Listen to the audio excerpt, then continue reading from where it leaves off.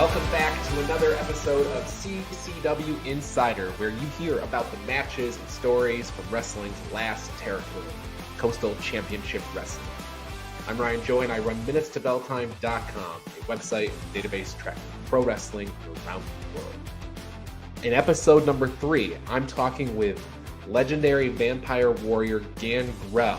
He's going to be facing Jacob Fatu at this weekend's St. Lucie Showdown in Port Saint Lucie, Florida. But before we dive into that interview with Gangrel, I'm once again chatting it up with the CCW Executive Director, Nelio Cuomo Costa, to talk about the match that he says is the most anticipated rematch in CCW history. That's the Samoan Werewolf Jacob Fatu versus the Vampire Warrior Gangrel. I'm here with CCW Executive Director Nelio Cuomo Costa, and we are just days away from the St. Lucie Showdown, where the Vampire Warrior Gangrel faces off with the Samoan Werewolf Jacob Fatu in a no disqualification return bout. Nelly, I know you can say this about some matches, seems like every single weekend at CCW, but yes, big fight. Well, we had a week off. We had a week off this weekend. Thank God, everybody. Good Friday, good Easter, great Passover. But now we're just reloaded. We had a double shot a week and a half ago now. That was amazing. Bash at the Brew, Miami Brewing Company. Those are monthly shows. We had them together. It was crazy, but it was good for us to rest ourselves, rest my voice a little bit. I've been yelling at everybody all day. Rest ourselves a little bit, but then we just were ready to go, reloaded already with one of the most stacked shows in CCW history. We have the most anticipated match return with Gangrel-Fatu. We have Ashley DM Boyce versus KiLynn King for the CCW Women's title. So just a week and a half ago, Marina Tucker and KiLynn destroyed it in a steel cage. One of the most brutal women's match in CCW history. Probably the best one in CCW history. Roma and Chrissy Janes have an insane match as well. Really, really good match. But the cage match had to top that just with the people and the atmosphere and KiLynn bleeding and all that, and then all that type of stuff. So now KiLynn will have to defend against, Ashley DM Boyce, one of the top independent women's wrestlers in the world. It works a lot for All Elite Wrestling. You saw her in WWE WrestleMania weekend, doing some extra stuff. But she's just a physical specimen. So those are the two huge matches. And then, of course, Cha-Cha Charlie defending the CCW heavyweight title versus, just wrestled in New Japan, Andy Brown, the thick boy, amazing wrestlers. So those are three huge matches. But it's really just the beginning for what is going to be an amazing show. But right on top, Fatu, Gangrel 2, no DQ, April 22nd. I love it.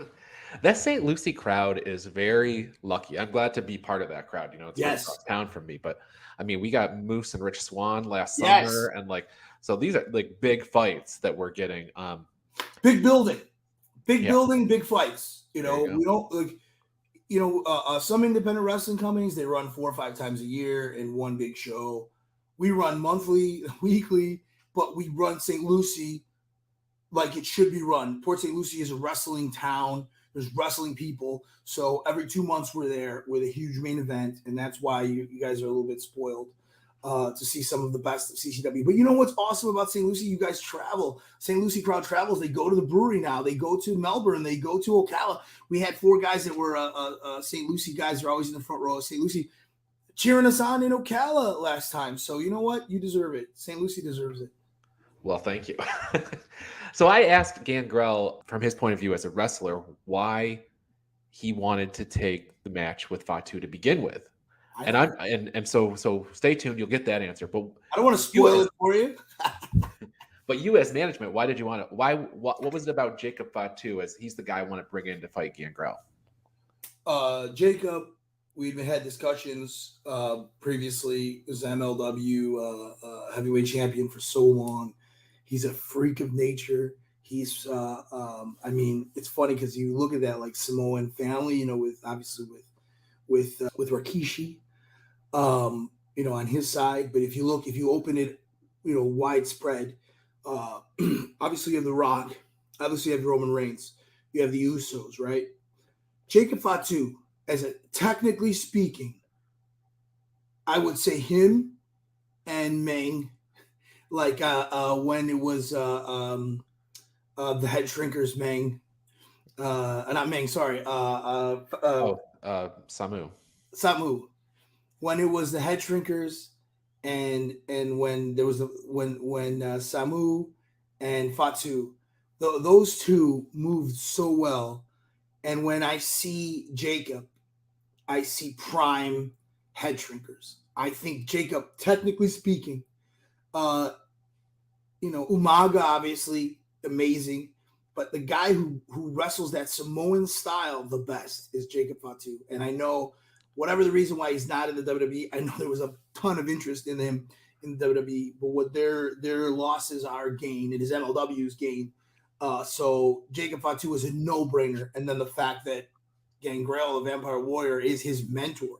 He was trained with at Knox Pro, where Gangrel was an assistant trainer, and there's a great interview where they were asking Jacob about, your father, your uncles, who's the one who trained you the most, and he said David Heath, the Vampire Warrior Gangrel. That's the mentor, and Gangrel sees Fatu as his star pupil, his protege. And say what you will about that, there's always an underlying story there. That being said, Gangrel now is he's a competitor for MLW as well. So they see each other a lot more often. Dave has a little bit of a backstage role in MLW as well. But that being said, they have an amazing chemistry. You can watch it on the previous match, but you're going to see some insane stuff. No disqualification. That will main event Friday, April 22nd in Port Saint Lucie. But yes, that's it. But this will not be the last time you see Jacob Fatu. We have long-term plans, until he's signed with a company that will not allow us to work with us. Or if he signs with us, we're growing. Who knows? Maybe we take Fatu away from MLW.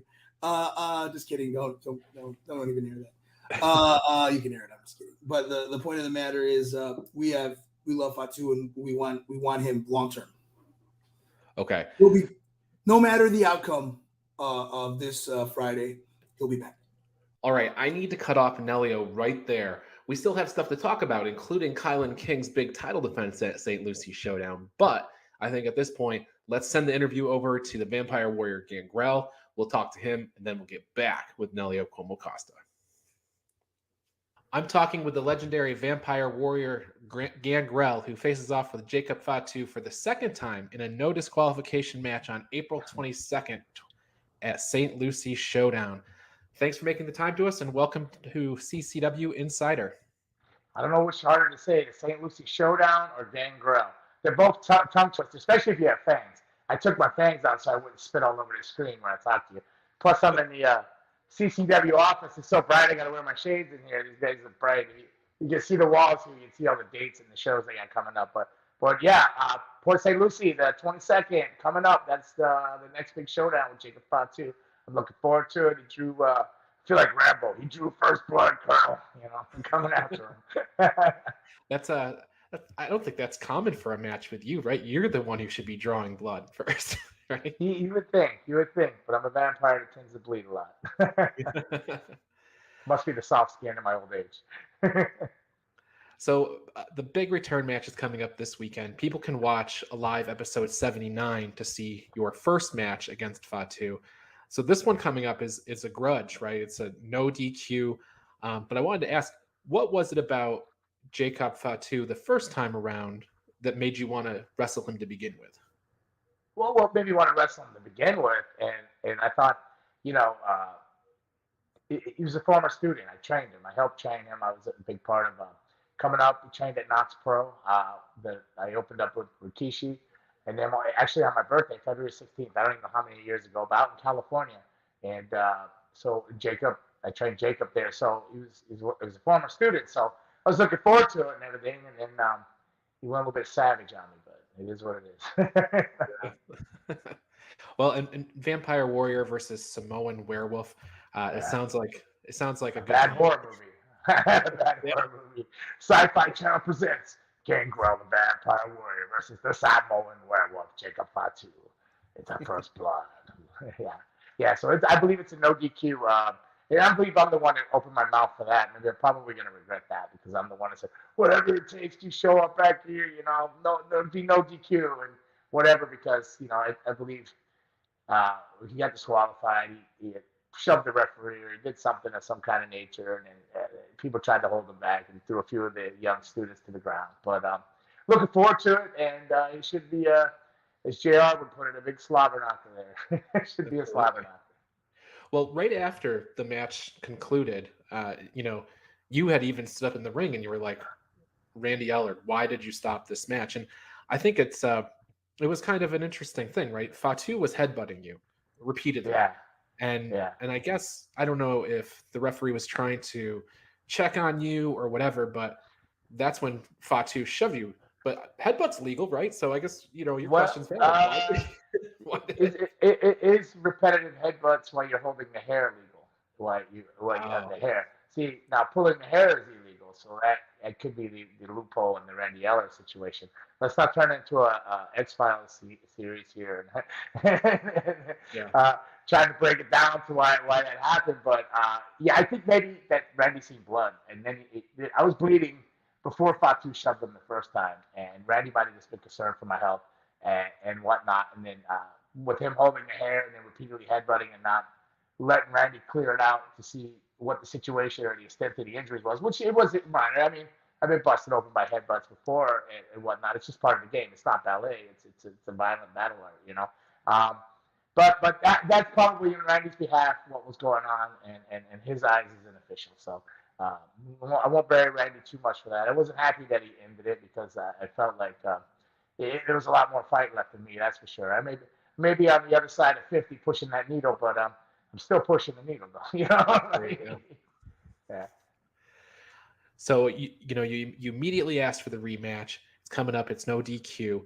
I was talking with KiLynn King last week, and she'll be facing Ashley Dembois on the same show.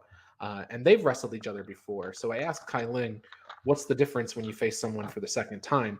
And now you have this background with Jacob Fatu of, training him and everything, but this will be your second go around. So what's different this time in terms of, I don't know, strategy or whatnot? Well, as you mentioned, I trained him. So going into the first one, I was aware of his basics and his foundations and always be sound like that.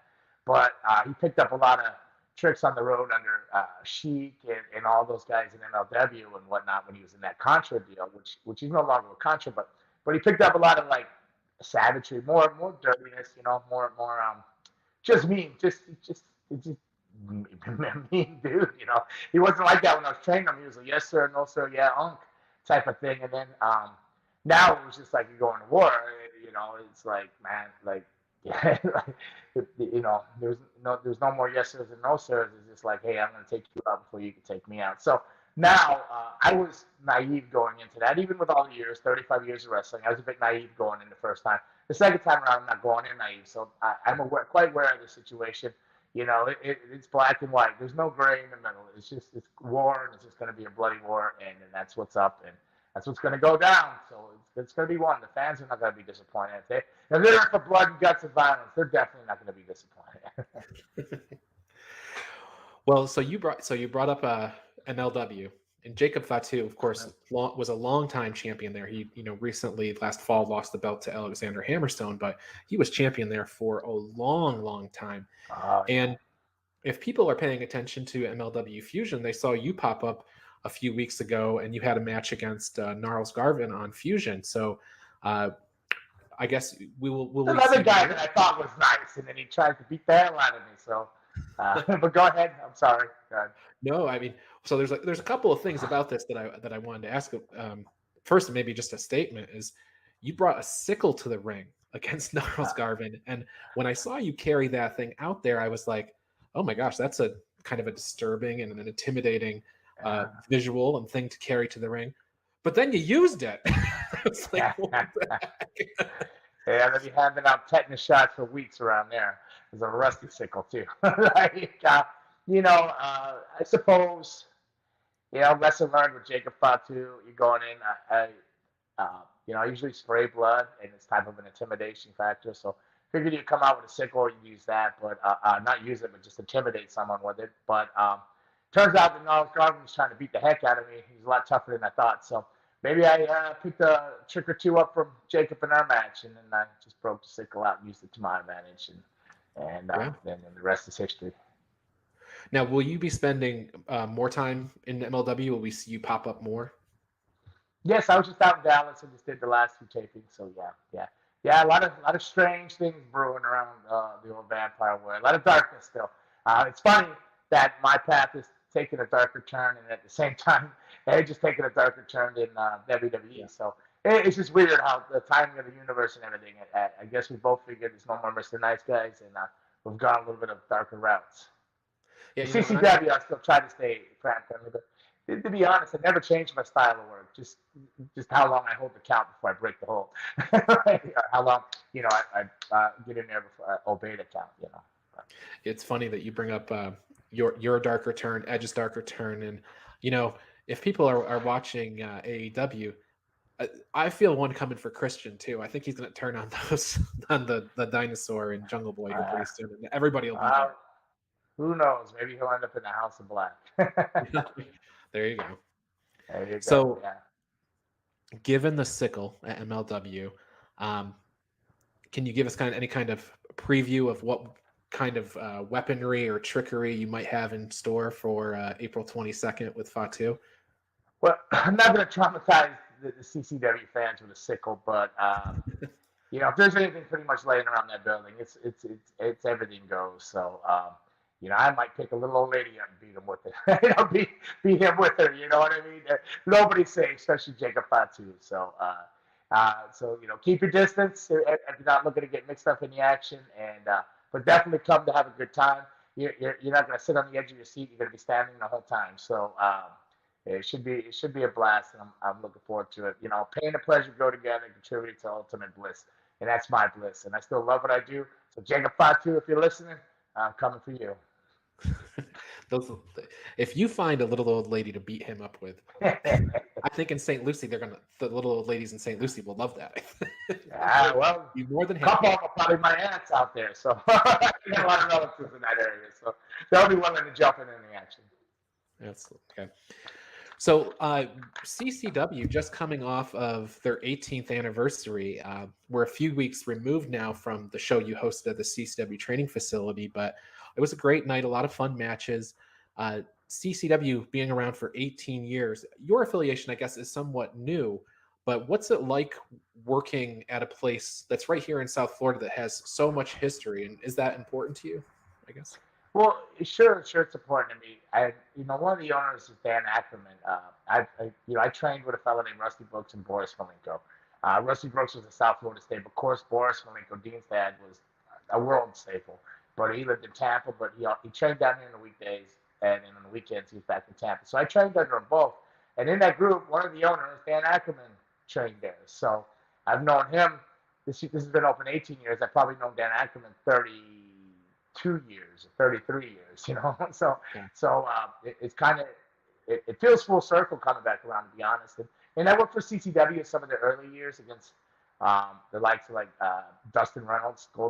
He wasn't Gold Dust then, he was just Dustin Reynolds. So I've had a few matches here. I've been here before. This is where I was born and raised in South Florida. So it means a lot to me, and I'm very super happy and blessed to have fallen into the arms of CCW here and been taken in, and this is home now. So. Sure. So and CCW is doing things that not many companies its size are able to do. CCW holds shows almost every single weekend in a territory that really stretches from, south of Miami, Homestead's even further south than Miami, all the way up to Ocala and then in Nashville as well. And why do you think that CCW is able to do this so successfly when other companies its size really can't? I think because Nelio has ADD, the other owner. Right? I think you've had him on there. I think it's impossible for him to have one project. So this guy is constantly, he's on the move and the hustle constantly. I'll get messages at 3 a.m. when he's he can't sleep or he's doing something. So he's he's all over the place. And so like if there's a deal there, there's a business, there's some business to be done. He's in it, he's on it, and he's making it happen. So he's motivated and driven. Plus, being new into wrestling, everything is fresh and fun for him still. The two F words, fresh and fun. So he's just he's all in, pulling his boots up and running, boots to ground. And it is hard. I see that it can be overwhelming, especially when they have what, 1, 2, 3 rings a year, 4, 5, 6. They have like 6, maybe possibly 7 rings, and on some weekends 4 of the rings are out busy somewhere. They ran one weekend a couple weeks back. They ran 3 shows in one weekend, technically 4 because one show was 2 nights.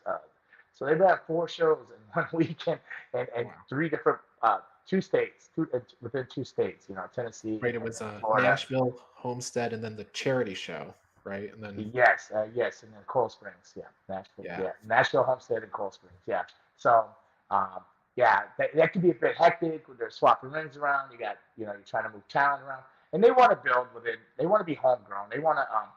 They have a training facility here. They want to promote within.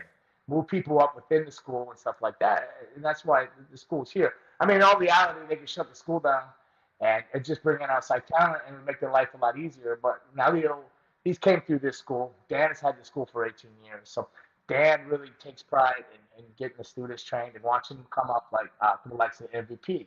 It means so much to Dan and Nelio too. So they keep the school going. So they want to build and promote their talent within. So it's just, it can be crazy. I get crazy just trying to think about it and explain it because there really is no riddle or formula to the madness of CCW besides hard work and hustle. So, and like Nelio's just got ADD too. So it's all over the place. I can see poor Dan pulling his hair out, and Nelio's like, "Let's get it done. Let's go. Yeah, sure, no problem, brother. Yeah, let's go. Yeah." So they're a crazy mixture of a couple in business, but they're a good couple, so it works for me. I stay here. I run the training facility. I try to stay out of all that other hot mess because I'm still wrestling every weekend all over, 2, 3 shows a weekend still. I'm here Monday through Thursday, so 7 days a week is still my life is still professional wrestling. It sounds like you subscribe to the hustle as well. 7 days a week. It's all I know, but not that show hustle, not that different. I will still go wrestle hustle, but running a show. It's a lot more. Insurance is this. Then you're dealing with 30 different personalities. If I go and I work for somebody, I got the promoter, the guy in the match, and the referee. It's a tag match with a few other people. But when you're running it and you're trying to book it, promote it, there's no award or trophy. You gotta love it, and that's what they have for it. They both, Dan and Nelio, both have a love for this, and it's good. It'll be successful. I think Dan may burn out. Nelio, I don't know. He's going to run hard for a while. But on top of that, on top of all these shows, CCW, he's got 2, 3 other businesses, maybe 4 or 5. Who knows? The guy just can't sit still. And a family. So yes. It's insane. Madness. It's complete madness. But I'm happy to be a part of it all. Well, CCW's big monthly show is the first Saturday of every month in Hialeah, Bash at the Brew. We haven't seen you compete there. I know you've been there. I've seen you maybe around the commentary booth and stuffing, but we haven't seen you. Their shows come in so fast. It's just a scheduling thing. Like I have shows. I'm booked 6 months out. I just started turning shows down in the last half of the year because I don't know what my MLW shows are. So I know I have dates all the way through July with MLW, and then the second half of the year I got to find out the dates. So things are I'm just swamped, and I'm trying not to double book myself, but a lot of their shows that they're running CCW here are already falling on dates that I have booked, like those Friday, Saturdays, And I think the brew shows are on Friday nights, I believe. So a lot of times I'm out Friday or I'm on a 5 a.m. Saturday. But I could do the shows if it was a Saturday, Friday night, and I was out on a 5 a.m. Saturday. But most of the time I'm booked already, and it's just timing and stuff. But I'm looking forward to it. Looking forward to doing them. They're really fun. I attended one. Crowd was insane. Then again, they're drunk. But there's a lot of family too there. So, but the crowd was kind of insane and a really, really fun vibe, and the atmosphere is great.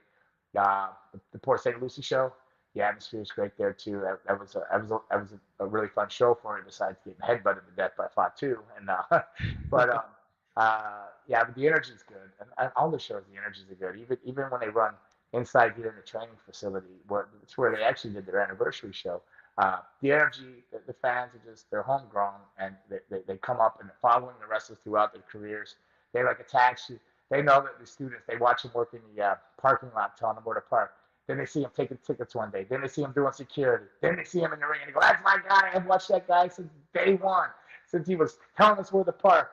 Now look at him, he's doing shows. And then they follow him up as they rise up and they gain popularity. And then possibly, you know, a lot of these young kids' dreams are WWE or AEW, you know, some of the considered bigger companies. But a lot of them are really content right here because they see the amount of shows that are going on here. You know, sometimes the grass isn't always green on the other side. You know, that WWE's going and hiring outside. They're going and searching for talent out of colleges and on a pro level of other sports and stuff like, which a little bit unfair, but I get it. It's easier. It's coachable. They're already athletes. But but with CCW, they're leaving an opportunity here for people to work like the territory days, like this the last territory they cover stuff, where you can work a full-time job. If they really got it under control and they really dialed it in and got focused, they could be running this like the old Florida territory, you know, just making towns, you know, 5 nights a week, just jumping in your car, going to the gym, wrestling, eating, doing it again and again and again. What better life is that? Because I came in the tail end of territories. I did Calgary, Stampede up there, and then I went out to Japan. Then I was in Puerto Rico for over a year, and then I did Memphis, the tail end of Memphis and stuff like that. So I got a taste of the territories, and it's awesome and it's fun.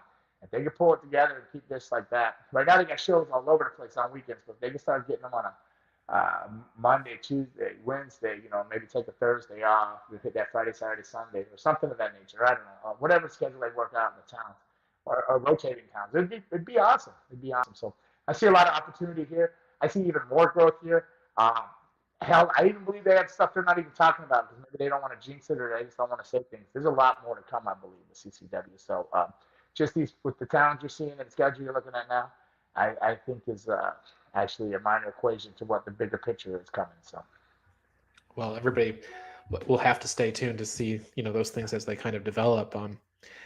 Now you are the trainer at the training school. So, simple question for you: why do you want people to attend the CCW training facility over any other option? And I know the obvious answer is, well, because you're there, but what do you think that the CCW training school will offer that, you know, some other training school will not? Well, in my rants, I said it earlier, like they want to build talent within. They have a large amount of shows. They have TVs. They have actual TV, whatever you want to call it. They're on actual TVs, on actual cable stations in different countries, and I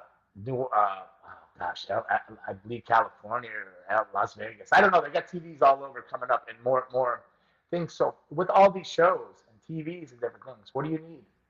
Talent, right? So you know, they have a school. Dan's had a school for the 18 years that CCW has been open. Like it's been run from the likes of like Jimmy Snuka was a trainer here at one time. Different guys like that. They've had pretty big names as trainers here. So he has a love and a passion for it. So he wants to help people young like him that came in and myself that came in. That our trainers are very nice, and we were very fortunate that they guided us through these rough waters to be able to be here 35 years later for myself. Wrestling, talking about wrestling, and still getting to give back to wrestling. So when they come to the school, I give them a foundation that it's just going to make wrestling a little bit better. And I could be one of those guys that point the finger, wrestling's terrible.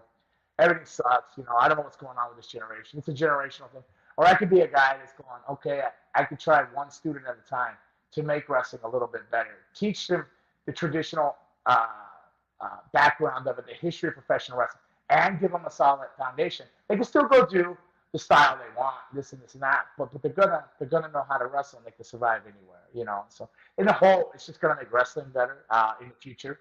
And second, it's gonna produce talent here for all the markets that they're gonna have for they're gonna need wrestlers for, you know. Don't want to necessarily always have to bring outsiders in. You want to help. It's going to help. Outsiders are going to help things, but you really want to promote within and keep it a family and keep it a tight-knit family. And that's how things run successful. Everybody runs as a unit. Everybody's getting the ring up, the ring down, the truck's loaded, it's in, it's out. Everybody has a place. Everybody has a job. Everybody has a purpose. No wasted movements, and that's what CCW is. And that's what I want them to come to the school for. Now, it's public knowledge that. It was announced right on AEW Dynamite that you are working with Paige VanZant. And I want Yes, to yes. ask your thoughts on Paige. Paige, like I said in another interview that I was a little bit worried, but when she came in here, she's a tremendous talent. She's coachable. She's picked up things in 3 hours. It's taken people 3 months. She's very coachable, very talented. She's young. She's pretty. She's got a fighting background. She has a dance background. She has a celebrity background with Dance with the Stars as well. She's a ballerina and a gymnast. She's got everything it takes to be the perfect package for a professional wrestler. So she has a future if she sticks with it. I don't know what her end game is. She says that she's very determined and this is what she wants, but I just don't believe everything first time around.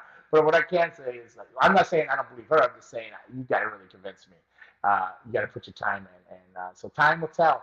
But what I have seen in this short time, she has a lot of talent, and her potential is limitless. Yeah. So there's probably a 16-year-old kid listening to this, and they're hearing about the CCW Training Facility. They're hearing about your work with Paige VanZant, and they're thinking, I'm going to be a wrestler someday.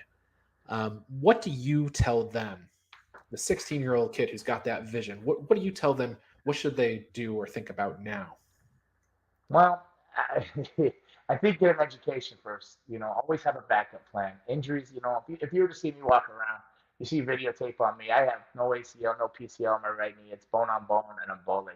Everybody thinks I'm hurt and hobbling, but that's just my natural limp at this point. It's a very physical sport.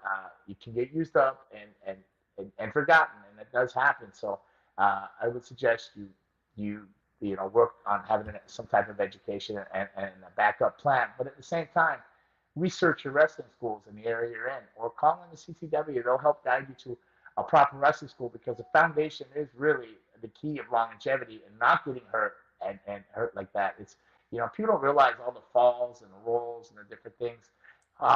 That's longevity.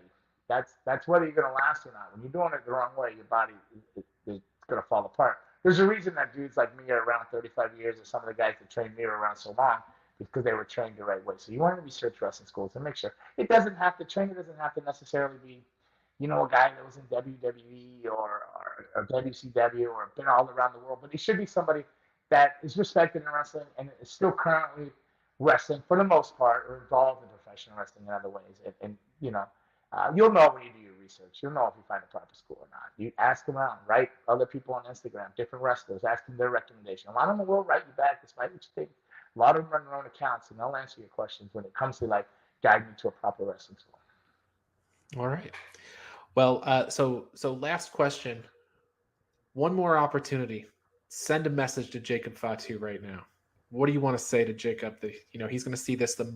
He's going to see this 2 or 3 days before you are in the ring together.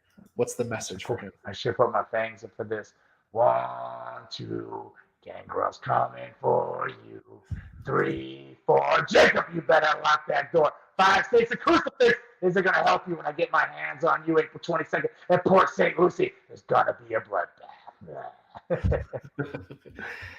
You can get tickets at Coastal Championship Wrestling FL.com. Again, that's April 22nd in Port Saint Lucie. Jacob Fatu, the Samoan Werewolf, versus the Vampire Warrior Gangrel. And you can follow Gangrel on Twitter at Gangrel13 or Gangrel on Instagram at Gangrel David Heath. Check out Fangin' and Bangin' with Gangrel on YouTube or in podcast form.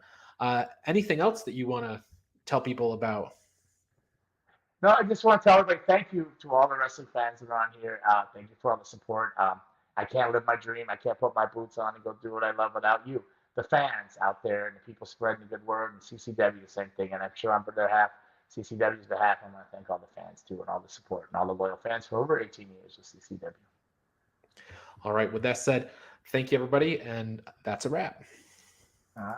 Thank you, guys. All right. That was a great interview with the Vampire Warrior Gangrel. But now we got to get back to Nelio Cuomo Costa. We got to talk about that KiLynn King match and so much else. The stuff coming up on Alive. Let's go there now. So moving off of Fatu, I mean, this is a big fight. But also on the same card, you have KiLynn King defending the CCW Women's Championship against Ashley D'Amboise. And you kind of, I don't want to say glossed over it a few seconds ago, but that cage match that was at Bash at the Brew to conclude a series of matches with Marina Tucker. KiLynn was on the show last week, and she said, "Oh, I think it lived up to the hype." Was she underselling it? Did it live up Yes. to the hype? I think so, It right? lived up to the hype.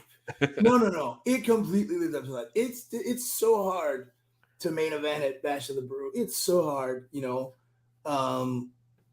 they blew it out of the water. I mean, you have a situation where we constructed the cage as quickly as possible, but you had a capacity crowd. We had over 500 on a Friday, on a different night of the week, on the second Saturday or second Friday instead of the first Saturday. So I was a little worried about that, but obviously people wanted to see KiLynn and they wanted to see Marina in this cage, and so I was a little bit worried because the match beforehand, Cha Cha Charlie, Anthony Katina got out of hand. They started fighting in the bar. They started fighting in the front. I was worried that was going to overshadow what had become, the feud in the CCW, Marina and KiLynn. But as soon as that cage was ready, as soon as that announcement was made, 500 people, 200 watched the brawl that happened in a bar up front and into the parking lot.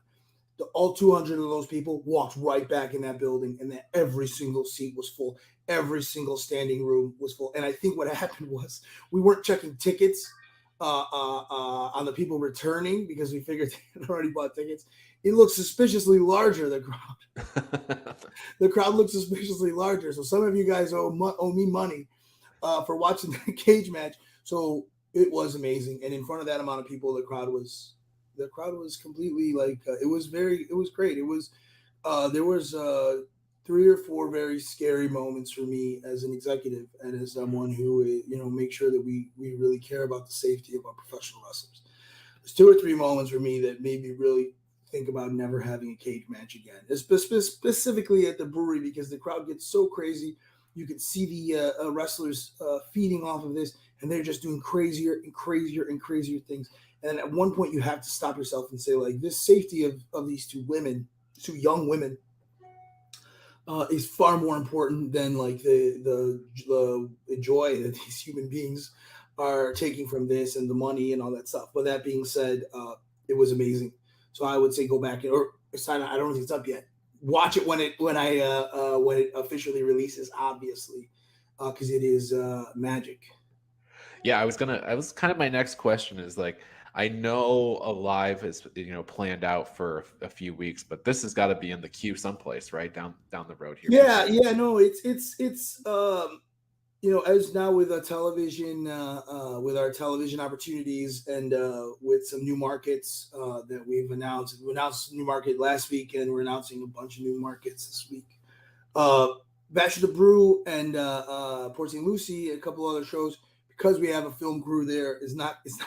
It's no longer I'll be honest with you. I would take the footage home from Bash of the Brew. I'd get home about 2:00 in the morning, and I would edit my ass off until 9 a.m.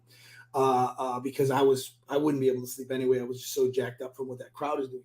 Well, now I have a film crew that will be doing those larger shows and editing them. So there's going to be a little bit of a delay because film crews aren't like crazy people like me. So they work on human being time. So that being said, it's ready and it'll be out very, very soon. Oh, that's awesome. So on the subject of Alive, last week we had a live episode 82. It was some stuff from the 18th anniversary, the Good Brothers coming to town. The match was the South American Alliance and TC Reed versus Francisco Chiazzo, Reeves Portman, and Noah King. But it ended, with the Good Brothers. It was too sweet, brother. It was just too sweet. Yes. But what to watch for, what to go back and watch is that Taylor Wolf versus El Jefe Santos. Santos' return. He'd been gone for 4 months, and he lost the title in January, and he came back, and or December, I guess he lost the belt. He lost the belt at some point months ago, and he came back in better shape than I've ever seen him. When I walked in, I was like, is this the new Adam Rose? Like where the guy goes away and comes back just too jacked up? I was truly a little bit worried because he was muscle on muscle. I said, it's just Santos, like, his style was perfect for his body size. I said, he's putting too much muscle on. But that being said, no, he put on an instant classic with Taylor Wolf.